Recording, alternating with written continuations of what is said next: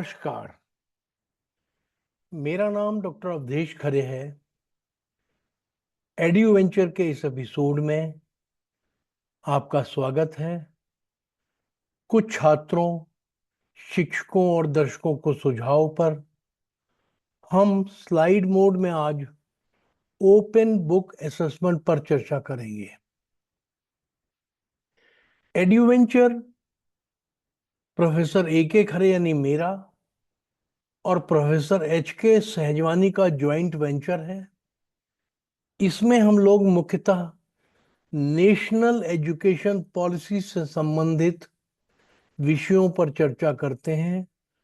Arduino और AI application in education पर भी हम लोगों ने चर्चा की हुई है। Hands on project, innovative teaching tools भी कई हम लोगों ने चर्चा की है। टीचर्स, स्टूडेंट्स और लाइफ लॉन्ग लर्नर्स के लिए ये एड्यूवेंचर काफी अच्छा एक प्रयास है। ये जो क्यूआर कोड दिया हुआ है, इसको स्कैन करके आप हमारे पुराने सारे वीडियोस प्राप्त कर सकते हैं। पहला बिंदु है, सीखने का मकसद क्या है। तो उद्देश्य और स्पष्टीकरण, चार उद्देश्य दिए हुए हैं। पढ़ना, सुनना, समझना पहला उद्देश्य। स्पष्टीकरण है कि ये एक लो लेवल का उद्देश्य है। ये विद्यार्थी को पाठ पढ़ने और जो कुछ वो पढ़ता है उसे समझने में सक्षम बनाता है। दूसरा है अवधारणा और याद करना। आवश्यकता पड़ने पर प्रासंगिक जानकारी को सुरक्षित रखता है और हम जो सीखते हैं उसको रिट्रीव कर सकते हैं। सेकंड पॉइंट है। थर्ड है आत्मसात करना। पंक्तियों के बीच में पढ़ सकते हैं, can read between the lines, और इसकी व्याख्या भी कर सकते हैं। चौथा है तर्क करना। सीखे गए विषय पर क्रमबद्ध तरीके से लॉजिकली तर्क भी कर सकते हैं। पांचवा है विश्लेषण करना, एनालिसिस करना। जानकारी को विकसित कर सकते हैं और हम ये सीख सकते हैं कि ऐसा क्यों हो रहा है। छठा है विचार करना, आइडिएशन करना। इसमें हम आइडिएशन करना सीखते हैं, विचार उत्पन्न करने की प्रक्रिया सीखते हैं, नए उदाहरण और नए प्रयोग सीखते हैं और एनालॉजी के प्रयोग करना भी सीखते हैं। और सातवां मकसद है अनुप्रयोग करना या सेल्फ लर्निंग, स्व शिक्षण करना। ज्ञान का उन परिस्थितियों में उपयोग करना जिनसे वो पहले परिचित नहीं था, ये सीखते हैं। प्रॉब्लम सॉल्विंग कैपेबिलिटी और सेल्फ लर्निंग भी सीखते हैं। दूसरा पॉइंट है शिक्षण का उद्देश्य क्या। सूचना के संप्रेषण और नए ज्ञान के सृजन के अलावा शिक्षण का उद्देश्य ज्ञान के उद्देश्यपूर्ण अनुप्रयोग में विजडम को डेवलप करना है। शिक्षक को विद्यार्थियों में नई समस्याओं की चुनौतियों को स्वीकार करने की कैपेबिलिटीज पैदा करनी चाहिए। शिक्षक को व्याख्यान देने से पहले प्रश्नों का पूर्वानुमान लगा लेना चाहिए। विद्यार्थियों को क्वेरीज को एंटीसिपेट करना चाहिए। तीसरा बिंदु है मूल्यांकन का उद्देश्य क्या है। तो सीखने के स्तर का असेसमेंट करना मूल्यांकन का उद्देश्य है।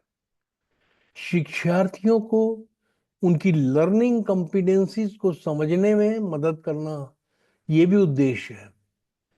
छात्रों को उनके अचीवमेंट्स, उपलब्धियों में इंप्रूव करना, सुधार करना उपलब्ध है। और शिक्षक और छात्र को सुधार करने के लिए, इंप्रूव करने के लिए फीडबैक प्रदान करना भी इसका उद्देश्य है मूल्यांकन का। अब ओपन बुक टेस्ट में किताबें न खोलें कृपया, किताबें और नोट्स बिल्कुल ना खोलें, बल्कि अपना दिमाग खोलें। ओपन बुक टेस्ट में लर्निंग ऑब्जेक्टिव 5 यानी एनालिसिस करना, ऑब्जेक्टिव 6 यानी आइडिएशन करना, और ऑब्जेक्टिव 7 यानी एप्लीकेशन करना का मूल्यांकन होता है। इसमें प्रश्नों की कठिनाई का स्तर थोड़ा, डिग्री ऑफ डिफिकल्टी ज्यादा होता है। Open book test, take home test या ग्रेडेड असाइनमेंट या एप्लीकेशन बेस्ड लर्निंग या प्रॉब्लम सॉल्विंग कैपेबिलिटीज के समान होता है।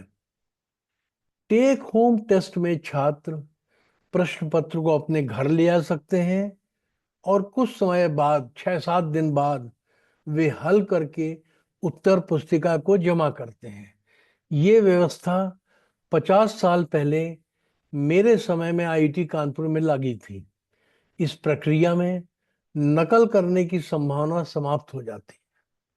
प्रश्न ही इतना उत्तम क्वालिटी का होता है, उसको समझने में बहुत टाइम लग जाता है।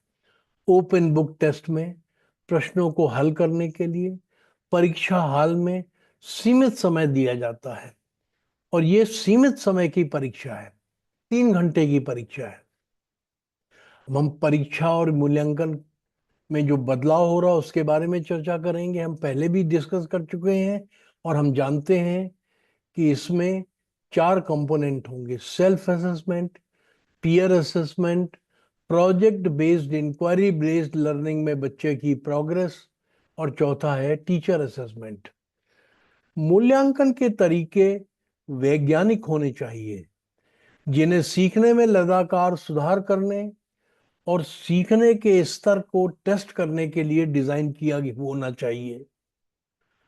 असेसमेंट सीखने की क्वालिटी का डायरेक्ट टेस्ट होता है और पढ़ाने की क्वालिटी का इनडायरेक्ट टेस्ट होता है। तो एक्चुअली असेसमेंट में स्टूडेंट और टीचर दोनों का टेस्टिंग होती है। अब अगला बिंदु है नवाचार, इनोवेशन। क्या हमने कभी सोचा है कि नए प्रोडक्ट और सर्विसेज की बनावट में कैसे बड़ा बदलाव आ गया है? उदाहरण के लिए कथन देखें। जब हम 1 किलोग्राम स्टील खरीदते हैं तो उसका 90% हिस्सा मटेरियल होता है, जबकि अगर हम एक सॉफ्टवेयर की कॉपी खरीदते हैं तो उसका 95% हिस्सा नॉलेज होता है। एक हम छोटी सी समस्या के माध्यम से समझेंगे कि इनोवेशन और क्रिएशन में हमें कमी क्यों आई है। ये कहलाएगा एस्किमो 9 डॉट प्रॉब्लम। इसमें 9 बिंदु दिए हुए हैं सामने आपके चित्र में। बिना कलम उठाए कहीं से शुरू करें और सभी 9 बिंदुओं को जोड़ने के लिए 4 स्ट्रेट लाइन खींचें। अब हम ये मान के चलते हैं, पहले से पूर्व कल्पित मान के चलते हैं कि इसमें रिस्ट्रिक्शन ये है कि ये चारों स्ट्रेट लाइन स्क्वायर के अंदर बनानी है, इसलिए समस्या होती है। चलिए पहला परीक्षण करते हैं। अब हम शुरू करते हैं नॉर्थ ईस्ट कॉर्नर से, जो ऊपर दाहिनी तरफ का कॉर्नर है वहां शुरू करते हैं। पहली लाइन लेफ्ट साइड में, दूसरी लाइन नीचे, तीसरी लाइन दाहिने, और चौथी लाइन ऊपर। ये क्या हुआ, एक बिंदु छूट गया बीच वाला। चलो दूसरा परीक्षण करते हैं। अब की बार सेंटर से शुरू करते हैं। डायगोनली लेफ्ट नॉर्थ में, नॉर्थ ईस्ट में पहुंचते हैं, फिर राइट सेकेंड लाइन, फिर डाउनवर्ड थर्ड लाइन, और लेफ्ट फोर्थ लाइन। फिर एक बिंदु छूट गया। तो इस तरह से अगर ये हम प्री एस्टिमेट कर लेते, कंसेप्शन कर लेते हैं कि ये लाइनें केवल स्क्वायर के अंदर होनी चाहिए, तो सॉल्यूशन नहीं निकल सकता। समाधान ये है कि हम एक कॉर्नर से शुरू करें, डायगोनल आए, फिर उसके बाद वर्टिकल लाइन खींचें और इसके बाहर निकल जाएं, और फिर एक डायगोनल लाइन खींचें और यहां आए, और चौथा यहां लेफ्ट की तरफ चलें। ये एक समाधान है। इसमें क्लियरली लाइन स्क्वायर के बाहर जा रही हैं। तो इस तरह से हम समझते हैं कि इनोवेशन और क्रिएटिविटी, हम अपने ऊपर कुछ पहले से रिस्ट्रिक्शन मान लेते हैं, उसकी वजह से हमारी खत्म हो जाती है। तो बच्चे में सवाल पूछने की आदत जिज्ञासा से आती है, इनक्यूजिटिवनेस से आती है। इसका सम्मान किया जाना चाहिए, इसे बनाए रखना चाहिए और इसको बढ़ावा दिया जाना चाहिए। बचपन से बड़े होने तक के सफर में जैसे जैसे हम बड़े होते जाते हैं, तो हमारे माता पिता, बुजुर्ग, टीचर्स, सीनियर, दोस्त हमारे ऊपर कई प्रतिबंध लगाते हैं कि ऐसा करो, ऐसा ना करो। और इन नियमों के कारण हमारे जीवन में एक रूपता यानी कॉन्फॉर्मिटी आती है। लेकिन इसकी कीमत हमको बचपन की नेचुरल क्रिएटिविटी, स्वाभाविक क्रिएटिविटी को दबाकर चुकानी पड़ती है। हमने इनोवेटिव समाधान खोजने के लिए अपने तरीकों और दृष्टिकोणों पर सवाल उठाना बंद कर दिया है और लीक से हटकर सोचना बंद कर दिया है। इसलिए इनोवेटिव हम अब नहीं रहे, कम हो गया। इन रुकावटों की वजह से सोच में एकरूपता आ गई है और हमारे कई रोजाना के काम हमारी आदत बन गए हैं। सोच में एकरूपता हमारे जीवन को आसान और आरामदायक बनाने में मदद करती है। इससे हमारी रोजाना की जिंदगी आसान हो जाती है, लेकिन हमारी स्वाभाविक क्रिएटिविटी की कीमत पर जो कम हो जाती है। अपनी जिज्ञासा को बनाए रखने के लिए कंफॉर्मिटी और क्वेश्चनिंग के बीच हमें एक उचित संतुलन स्थापित करना होगा। बोर्ड एग्जामिनेशन का नेचर ऐसा है कि बच्चे अब पूरी तरह कोचिंग कल्चर पर निर्भर हो गए हैं। जिसको देखो वही कोचिंग कर रहा है और कोचिंग न करना जैसे एक अपराध हो गया है। इससे सेकेंडरी स्कूल लेवल की शिक्षा को बहुत नुकसान हो रहा है। ज्यादा कोचिंग और एग्जाम की तैयारी से ट्रू लर्निंग के लिए आवश्यक कीमती समय बर्बाद हो जाता है। बच्चा सारा समय कोचिंग में ही लगा रहता है। ये एग्जाम्स स्टूडेंट को बहुत सीमित दायरे में अभी सीखने के लिए मजबूर कर देते हैं। अब हम नेशनल एजुकेशन पॉलिसी के आधार पर जरूरत के हिसाब से कुछ टॉपिक स्टैंडर्ड लेवल पर पढ़ेंगे और कुछ हायर लेवल पे पढ़ेंगे। कोचिंग क्लास की जरूरत को खत्म करने के लिए छात्र यदि चाहें तो 2 बोर्ड एग्जाम दे सकते हैं। इसी साल से शुरू हो रहे हैं 2 बोर्ड एग्जामिनेशन, एक मेन एग्जाम, एक इम्प्रूवमेंट एग्जाम। दोनों में जो बेहतर अटेम्प्ट होगा उसको माना जाएगा। बोर्ड एग्जाम को इस तरह से रीडिजाइन किया गया है कि वे महीने की कोचिंग और रटंत के बजाय छात्र की कोर कॉम्पिटेंसी को टेस्ट करें। जो स्टूडेंट क्लास में रेगुलर रहते हैं और थोड़ी बहुत मेहनत निरंतर करते रहते हैं, वे पास हो सकेंगे, पास हो जाएंगे। अब हम प्रस्तुत कर रहे हैं कुछ आसान प्रश्न, कुछ मीडियम लेवल के और कुछ डिफिकल्ट लेवल के। तो ओपन बुक एग्जामिनेशन में इजी और मीडियम लेवल के सवाल नहीं पूछे जाएंगे। मैं केवल ये प्रस्तुत कर रहा हूं कि कैसे प्रश्न होंगे। इजी लेवल के देखिए, dash rigid body can have more than one centre of gravity. Options हैं no, all, few, some special.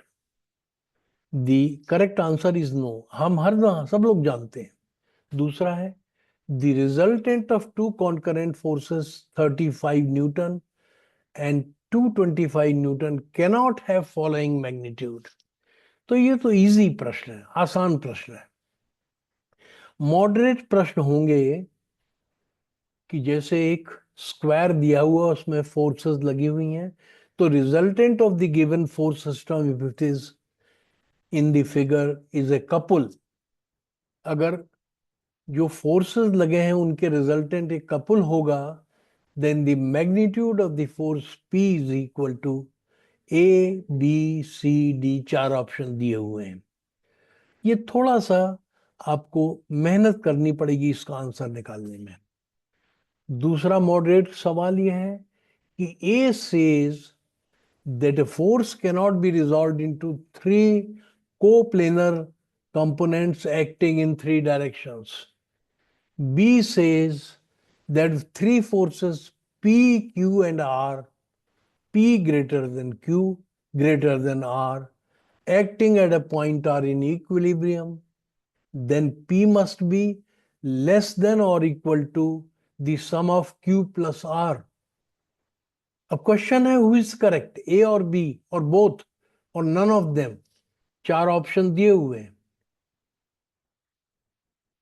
अगला सवाल है the total acceleration of a body moving in a circular path cannot be represented by the arrow in one of the following in three of the following figures A, B, C, D।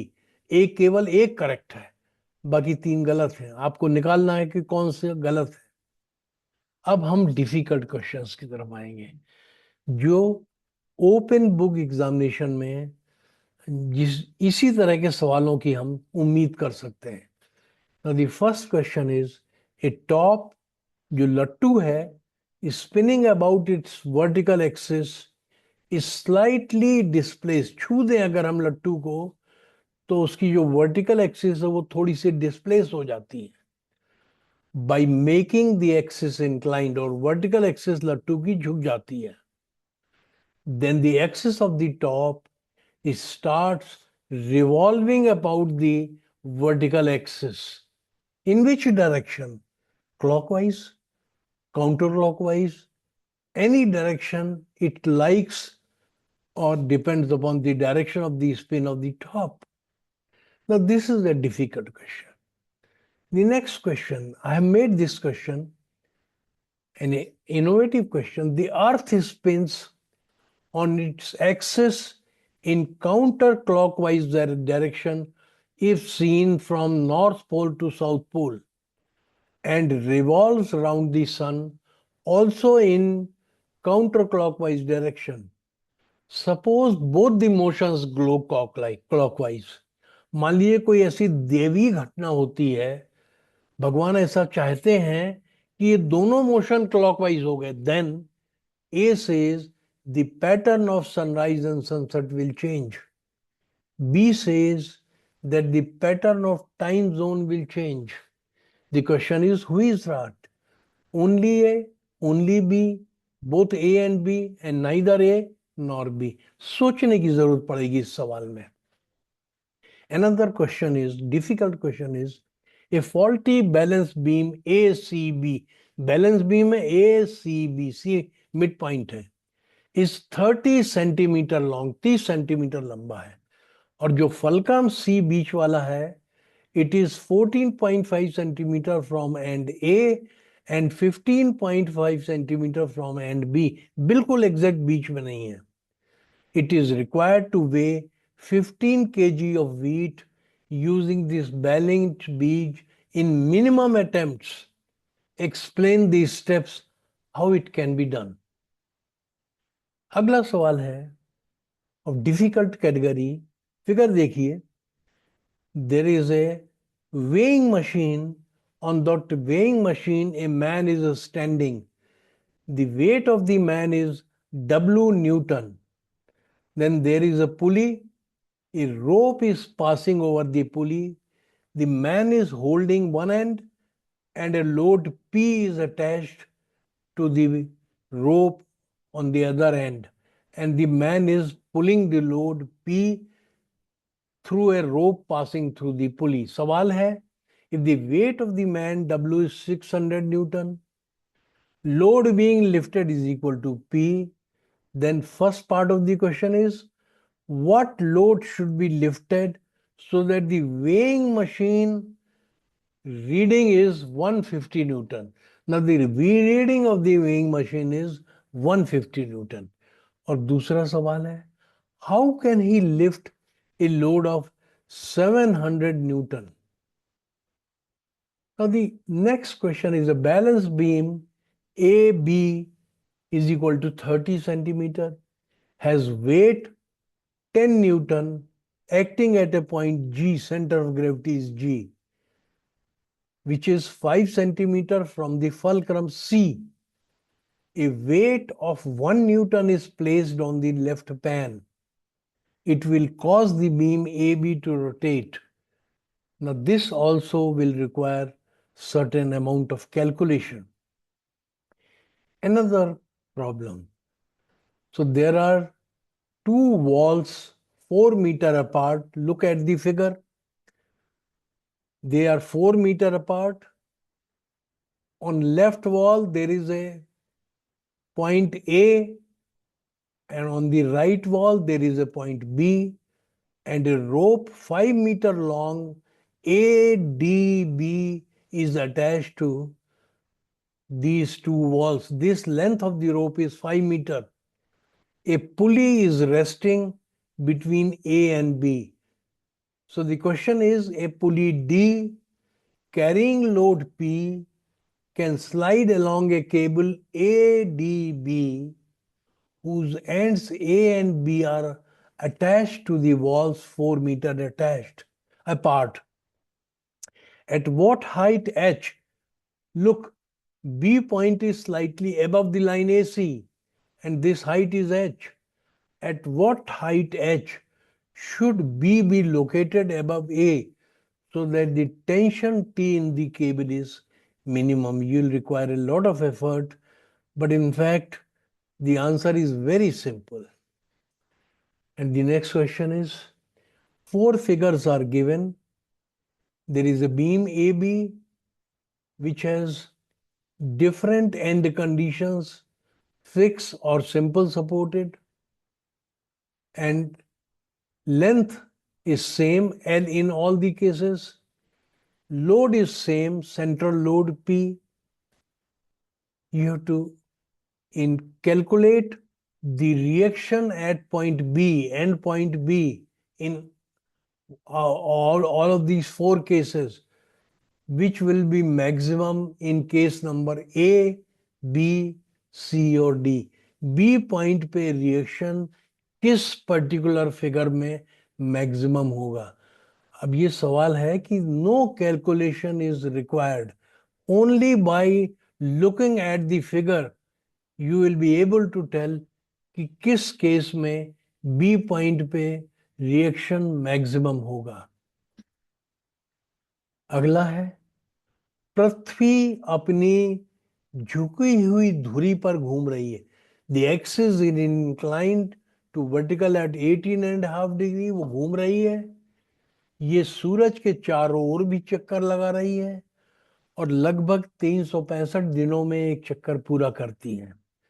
कल्पना करें किसी दैवीय शक्ति की वजह से पृथ्वी की धुरी का झुकाव थोड़ा बढ़ जाता है, इंक्रीज हो जाता है, 18.5 डिग्री से 20 डिग्री हो जाता है. तो एक चक्कर पूरा करने में लगने वाले दिनों की संख्या, तो अब पृथ्वी सूरज की तरफ जो चारों तरफ जो चक्कर लगाएगी तो 365 दिनों से बढ़ेगा, घटेगा कि उतना ही रहेगा? तो एक चक्कर पूरा करने में लगने वाले दिनों की संख्या बढ़ेगी, घटेगी या उतनी ही रहेगी? मैं इस एपिसोड को यहीं पर समाप्त कर रहा हूं. आशा करता हूं कि बच्चों को ये समझ में आ गया होगा कि ओपन बुक एग्जामिनेशन में सवाल उनके किताबों से नहीं आएंगे, थोड़े इनोवेटिव सवाल होंगे, उनको सोचना पड़ेगा. इसलिए ओपन बुक एग्जामिनेशन जो फ्यूचर में बोर्ड एग्जामिनेशन का एक हिस्सा होने वाले हैं, ये एपिसोड मेरे ख्याल से आपको लाभ देगा. तो प्रोग्राम में हिस्सा लेने के लिए सभी दर्शकों का धन्यवाद.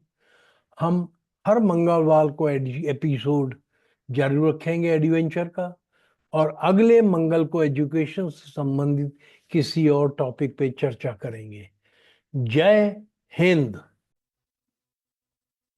और हाँ, मैं आपको याद दिला दूं कि एड्यू वेंचर का एक एपिसोड हर मंगलवार को प्रस्तुत किया जाता है, इसलिए अगला एपिसोड भी अगले मंगल को आएगा।